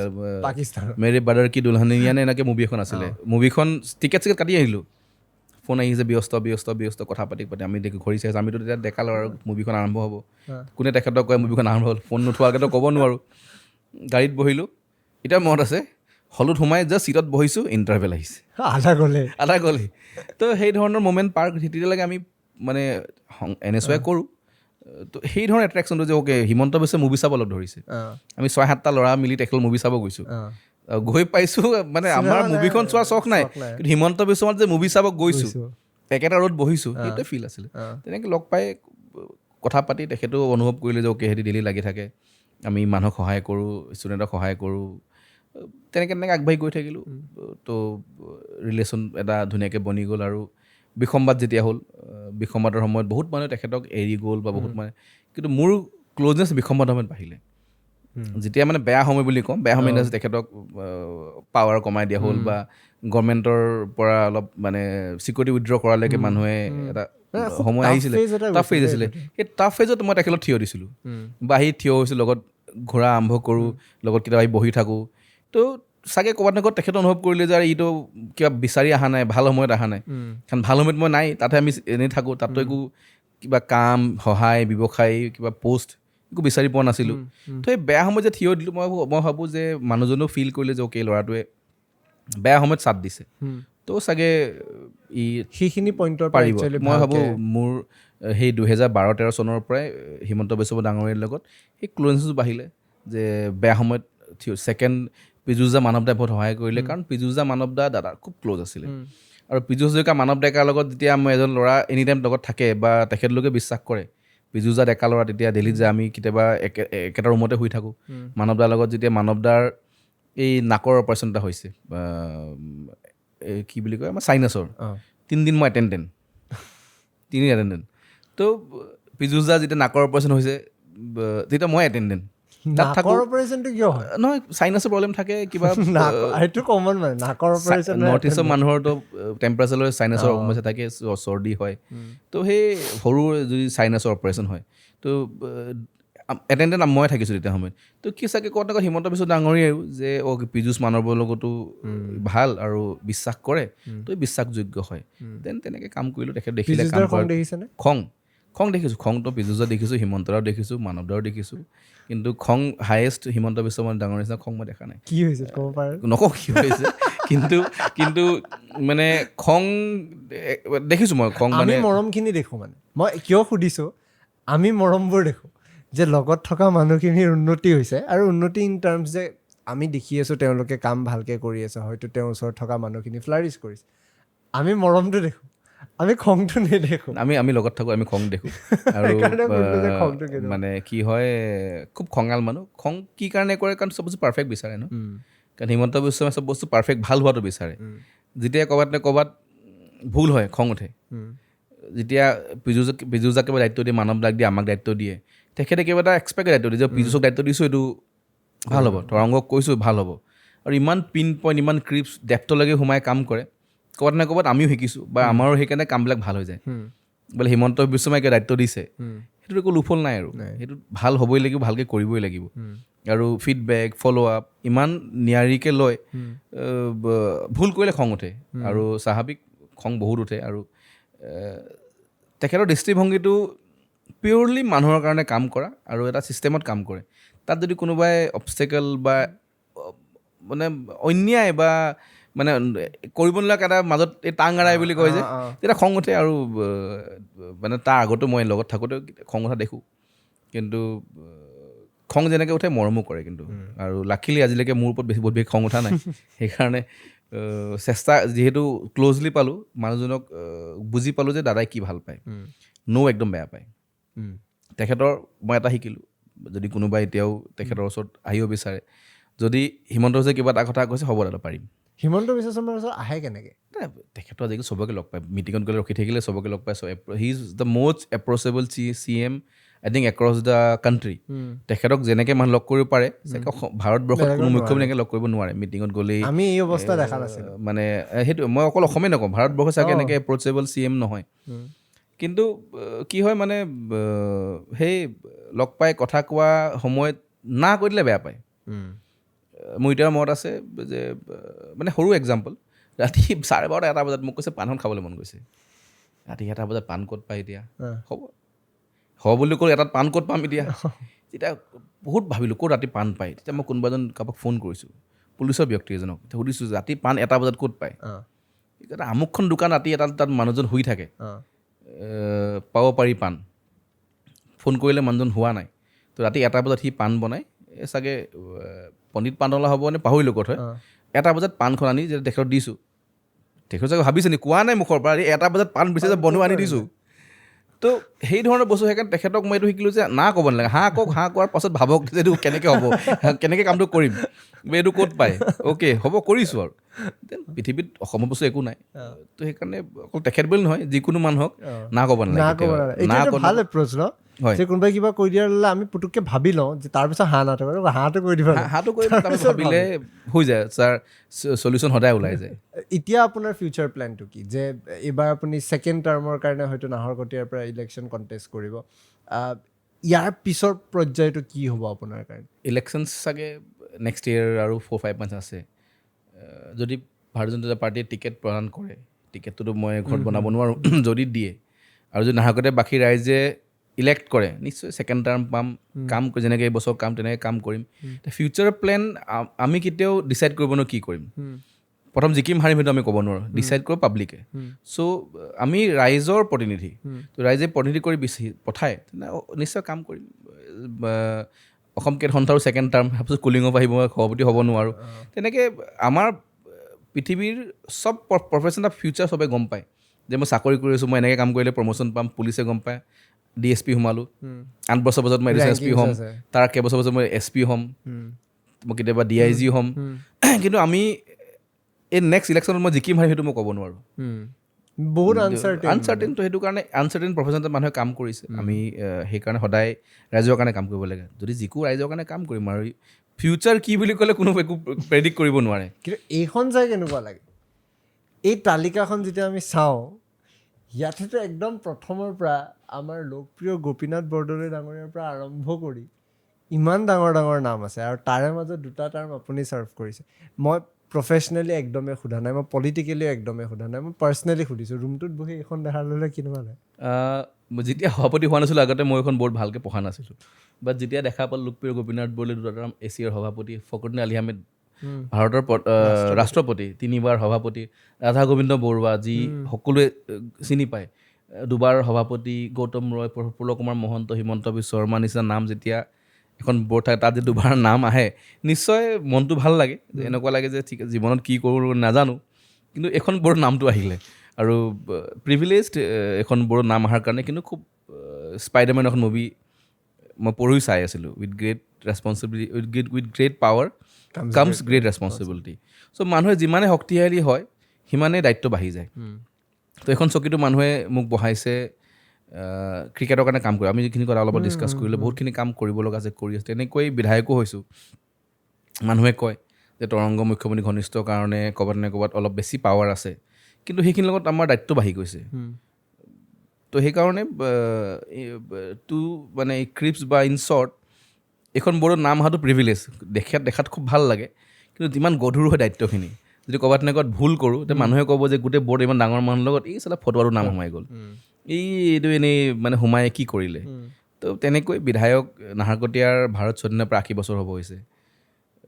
বহুত বিধায়ক হ'ল তো সদায় এটাই চেষ্টা কৰোঁ যে তৰংগ গগৈ যে বাকী সকলোতকৈ বেলেগ যে কিবা কৰিছে আমি এতিয়াও আগৰ বিধায়কসকলৰ বিধায়িকাসকলৰ মানুহে মোক কেতিয়াবা মিটিঙত সোধে যে কি কৰিলে আমি একো বিচাৰি নাপাওঁ যাতে মোৰ ক্ষেত্ৰত নকয় যে তৰংগ গগৈ বিধায়ক আছিলে নেক্সট বাৰ হ'ব নহয় নাজানো কিন্তু মোৰ কাৰ্যকালত মই কি কৰি থৈ গ'লোঁ কেনেকৈ ৰাস্তা ৱাইড কৰিলোঁ কেনেকৈ ষ্ট্ৰীট লাইট লগালোঁ কেনেকৈ ষ্টেডিয়াম বনাইছোঁ ITI এখন আহিলে কেনেকৈ হাৰকাখানা হ'ব তো সেইখিনিয়ে সদায় লৈ কাম কৰোঁ যে মানুহে যাতে মনত থয় যেনেকৈ কয় নহয় জুবিন দাই কৈছিলে যে মৃত্যুৰ পাছত মানুহে কিমান মনত থয় সেইটো মেইন কথা তেনেকৈ আমি নহ'লে আমি নথকাৰ পাছত যাতে মানুহে মনত থয় সেইটোৱে খুব ডাঙৰ কথা সেইকাৰণে এইখন বড়ো নাম থকাটো খুব সন্মান কিন্তু নাম যেতিয়া টাৰ্ম শেষ হ'ব তাৰ শেষৰ পাছত যাতে মানুহে মনত থয় যে অ'কে আমুকৰ কাৰ্যকালত আমি আমুকটো সুবিধা পাইছিলোঁ আমুকটো কাৰ্যকালত এখন গ্ৰাউণ্ড বনিলে আমুকৰ কাৰ্যকালত টেষ্ট মেচ প্ৰথম হ'ল সেইটোৱে ভাবোঁ এটা মানে ক'বলগীয়া কথা আৰু লাষ্টৰ কুৱেশ্যনটোত আপুনি স্পাইডাৰমেন চাওঁ বুলি ক'লে এতিয়াও স্পাইডাৰমেন চাই নাই ভাল লাগে movie it's a part of life politics কৰোঁ যদি আৰু যদি চিনেমা নাচাওঁ মুভি নাচাওঁ সেইটো ছাইডৰ লাইফটো কেনেকুৱা পলিটিক্সৰ বাহিৰৰ লাইফটো আজি পৰহি ল'ৰাটো এবছৰ হ'ব লাষ্ট 1 বছৰ বাদ দি হলত যাব সময় পোৱা নাই বা তাকতো হললৈ যাব নোৱাৰোঁ হাই চাউণ্ড কিন্তু যেতিয়াই মুভি ভাল ৰিলিজ হয় চাব যাওঁ ৱাইফৰ লগত প্ৰায় আমি চিনেমা চাব গৈ থাকোঁ আমি খেল চাব যাওঁ ফুৰিব যাওঁ চ' নিজে ড্ৰাইভ কৰি ভাল পাওঁ মই নাহৰকটীয়া মেট্ৰুকা নিজে ড্ৰাইভ কৰিছোঁ ইট 14 আৱাৰ্ছ নিজে চলাই গৈছোঁ 14 আৱাৰ্ছ 14 নিজে চলাই ঘূৰি আহিছোঁ তো এতিয়াও বহুতে কয় যেতিয়া নাহৰকটীয়াৰ পৰা ৱাইফক আগত বহাই লওঁ আৰু নিজে ড্ৰাইভ কৰি আহোঁ তো MLA হ'লোঁ বুলি মই মোৰ গাড়ী চলোৱাৰ বাদ দি দিম নেকি মানে যোনটো ভাল লাগে আমি ক্ৰিকেট খেলোঁ মই প্ৰায় ইভিনিং বেডমিণ্টন খেলিব যাওঁ টাইম পালে তো সেইটোৱে যে এজ এ MLA এটা বেলেগ বস্তু কিন্তু নিজৰ পাৰ্চনেল লাইফ বন্ধু খেলা ধূলা মুভি চোৱা পাহৰিব আৰু মুভি বুলি ক'লে সদায় শিকা হয় স্পাইডাৰমেনখন এখন এণ্টাৰটেইনিং মুভি কিন্তু সেই লাইনটো বহুত আছে তাৰ পৰা সেই লাইনটো যে কেনেকৈ with great power comes great responsibility লাইনটো বহুত মানে ভাল লাইন মানে আৰু সেই লাইনটোৱে বহুত মটিভেট কৰিছে তেনেকৈ বহুত মুভিত বহুত লাইনছ থাকে মানে কয় নহয় ৰং দে বসন্তি DJ কেৰেক্টাৰটো যে আগৰ পাৰ্টটো যে ইউনিভাৰ্চিটিত পঢ়া সময়ত কয় নহয় যে ইউনিভাৰ্চিটিত আমি লাইফটোক নচাই আছোঁ ফূৰ্তি কৰোঁ ইউনিভাৰ্চিটিৰ বাহিৰত লাইফে আমাক নচাব যি তাৰ মানে কি যে যি সময়ত ল'ৰা ছোৱালীবিলাকে ইউনিভাৰ্চিটিত ফূৰ্তি কৰি উৰাই দিয়ে ভালকৈ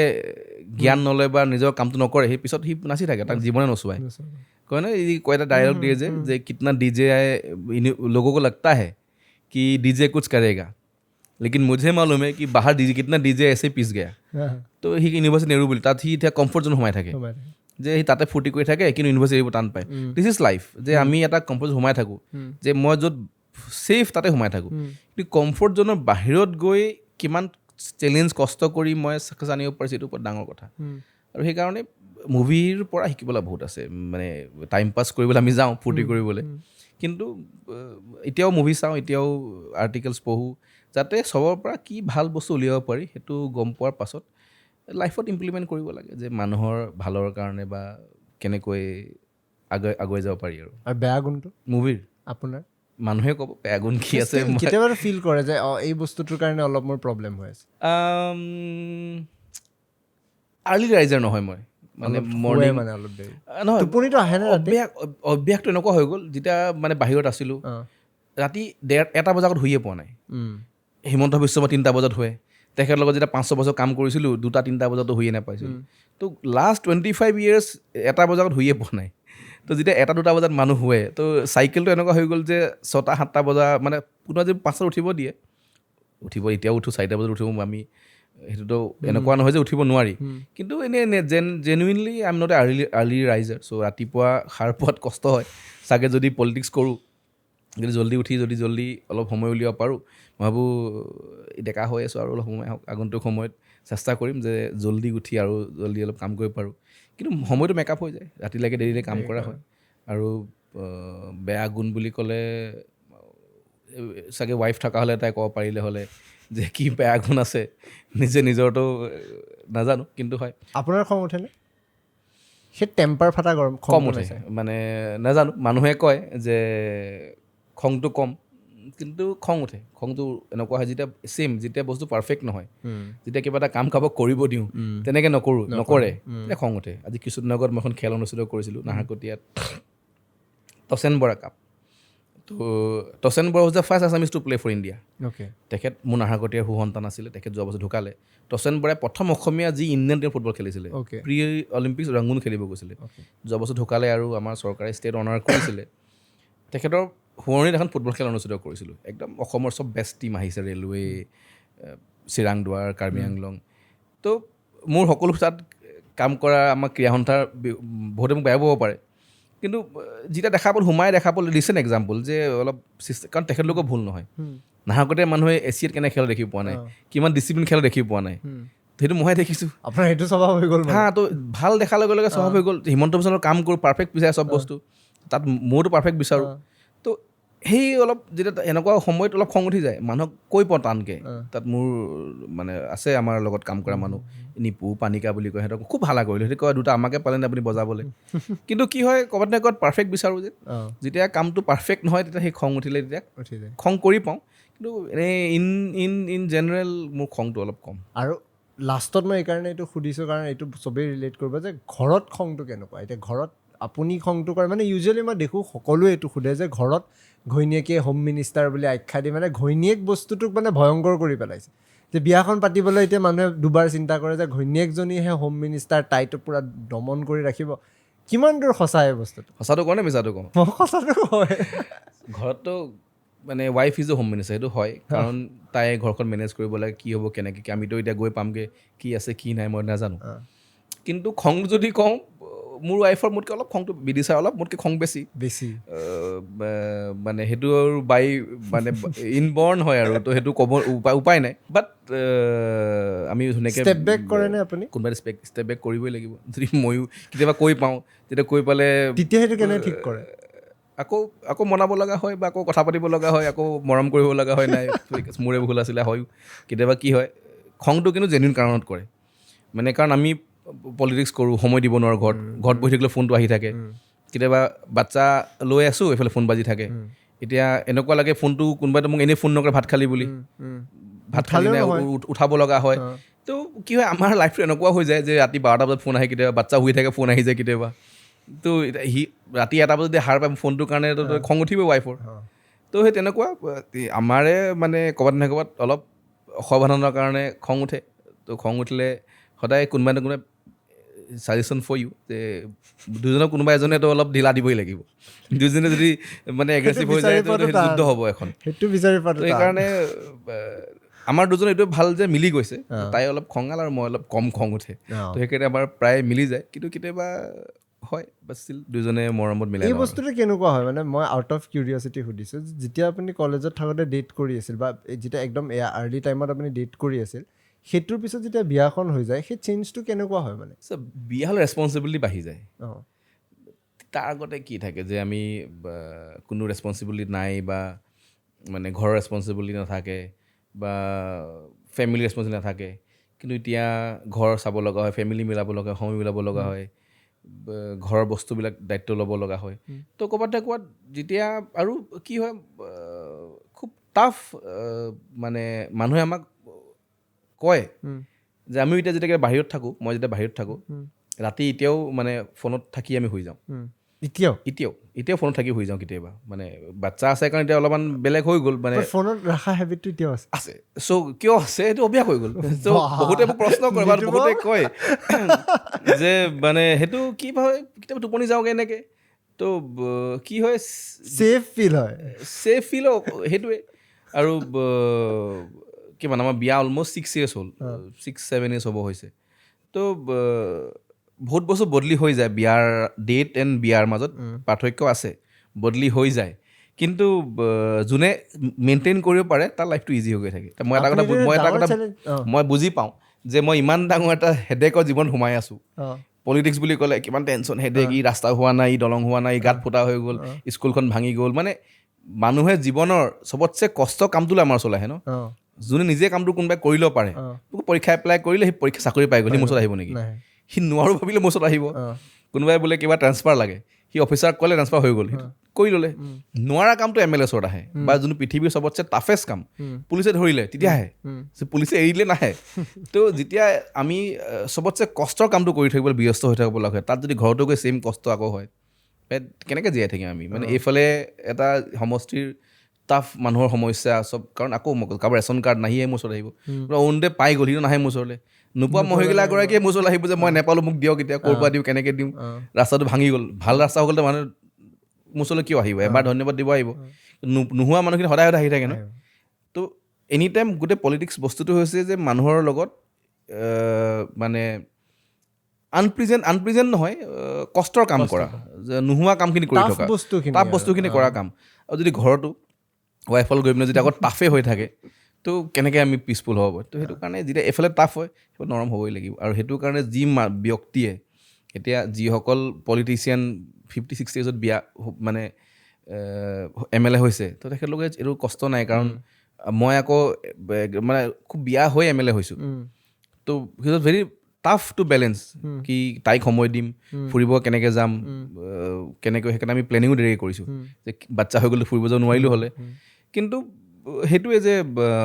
মই ভাবোঁ যে এটা যদি নৰম যদি অলপ হয় আৰু যদি মোৰ সেই 6 বছৰ যদি মই একেই কণ্টিনিউ কৰিব পাৰোঁ তেতিয়া বাচ্চা নোহোৱালৈকে মুভি চাব যোৱা ৰেগুলাৰ মাহত এবাৰ মুভি চাব যাওঁ যেতিয়া টাইম কাৰণ মিলা টাইম ওলাব পৰা যায় সমষ্টিত বহুতেই গম পায় মই গাড়ী চলাই ভাল পাওঁ আৰু তাইক লৈ প্ৰত্যেক মাহত এতিয়াও দুপৰীয়া সময় পালে পোৱালিক লৈ এতিয়া আমি ড্ৰাইভত ওলাই যাওঁ এতিয়া ওলাই যাওঁ মই আজিৰ পৰা হাৰ্ডলি 15 দিন 20 দিন হ'ব এখন যেনেকৈ উই প্ৰমোট EV তো মোৰ বন্ধু এজনে এখন গাড়ী লৈ আহিছিলে দেখাবলৈ যে মহিন্দ্ৰা কিবা এখন B60 কিবা গাড়ীখন ওলাইছে কিবা বেটমেন এডিশ্যন কিবা তো মোক দেখাব আহিছে যে EV হা তো মোক দেখাব আহিছে যে এখন গাড়ী আহিছোঁ টেষ্ট ড্ৰাইভ কৰি চাবি নেকি আজিকালি EV মহিন্দ্ৰাই বনাইছে মই বহুত দিন গাড়ী কিনা নাই তো তাইক বহাই লৈছোঁ বোলে টেষ্ট ড্ৰাইভ কৰি আহোঁগৈ মই অকলে যাব পাৰিলোঁ হ'লে সেই পাৰ্টনাৰ ৰাখিছে আৰু she also feels কি অ'কে মানে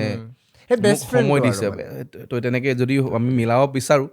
মিলাব পাৰি কিন্তু আকৌ মই ষ্টেণ্ডাৰ্ডটো বহুত হাই কৰি দিলে এতিয়া এই ফোনত থোৱা কথাটো যে ক'লে এইটো বহুতৰ আজি ঘৰৰ ৰাতি টোপনি ভাঙিব নাই যোনটো সঁচা বহুতে যোনে গম পায়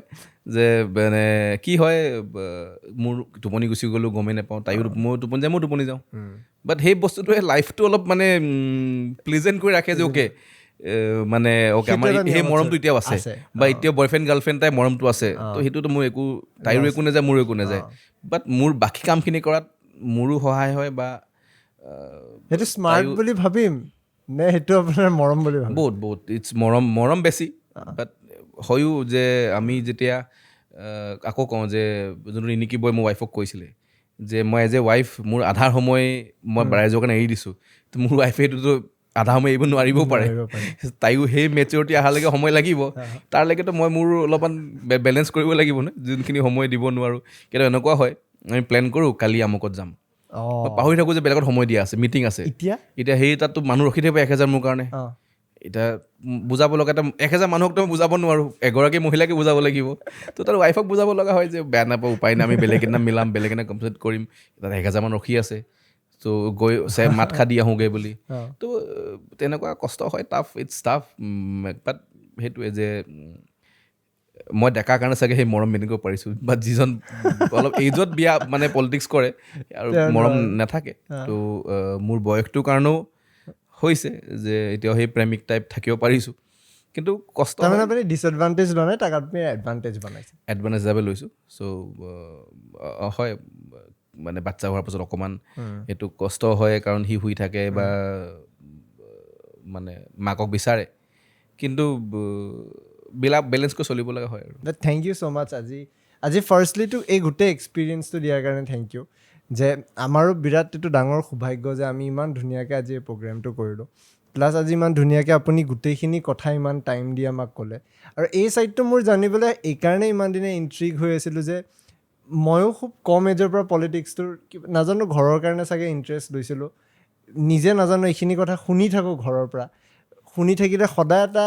আইডিয়া আছিল যে তৰংগ ধাবা কেনেকুৱা কাৰণ শুনিছোঁ অকল কথা আমি ছিনিয়ৰৰ পৰা শুনিছোঁ মই এটা উদাহৰণ দিওঁ পীযুষ যে আমি বগা লবষ্টাৰ গোৱাৰ পৰা লৈ আহিছিলে মই লগত থাকোঁতে কি কৰিছে পীযুষ দা আমি পৰা গোৱা গৈছোঁ হুবলিত আমাৰ সেই সময়ত কিবা কনফাৰেঞ্চ আছিল ইউথ কংগ্ৰেছৰ তো আমি 2 ঘণ্টা হুবলিৰ পৰা গোৱা গুচি গ'লোঁ গোৱালৈ মই লাইফত ফাৰ্ষ্ট টাইম গোৱা গৈছোঁ তেতিয়া আমি পীযুষক ফোন কৰিছে লবষ্টাৰ খাবলৈ মন গৈছে তেতিয়া আমি লবষ্টাৰ এটা পেক কৰি গোৱাৰ পৰা পীযুষ দা আমি লৈ আহিছে তো মানে মানে তো লবষ্টাৰ তো মানে চব পুকি গোৱাৰ পৰা যদি পীযুষ দা আমি লবষ্টাৰ আনিব পাৰে মই ৰাতি ফোনটো থৈ কম কষ্টৰ কাম হয় ঠিকে আছে দিয়ক আজি এপিছডটোৰ পিছত আমাৰ চবৰে 12 বাজিব কিন্তু নাই আজি সঁচাই বহুত ভাল লাগিল কথা পাতি আৰু আমি বহুত ডাইনামিক্স টাচ কৰিছোঁ কাৰণেও ভাল লাগিছে আমি এটা বস্তুৱে হোপ কৰোঁ যে এই ধাৰাটো কণ্টিনিউ হওক আপোনাকো আমি এনেকৈ পাই থাকোঁ আৰু আপোনাৰ কথাখিনি যাতে মানুহে আৰু শুনি থাকে কাৰণ আপোনাৰ কথা খুব কম শুনা পায় মেবি আপুনি নিজে চুজ কৰে সেই বস্তুটো বাট কামৰ কথাবিলাক ক'ব লাগে আৰু মই এনেই অলাগল কথা কৈ নাথাকোঁ কাৰণে চাগে কম কোৱাটোৱে বেটাৰ কিছুমান বাট থেংক ইউ ছ' মাছ তৰংগদা আজি টাইম দিয়াৰ কাৰণে ভাল লাগিলে মোৰ ভাল লাগিলে আমি পডকাষ্ট আজি এটেণ্ড কৰিছোঁ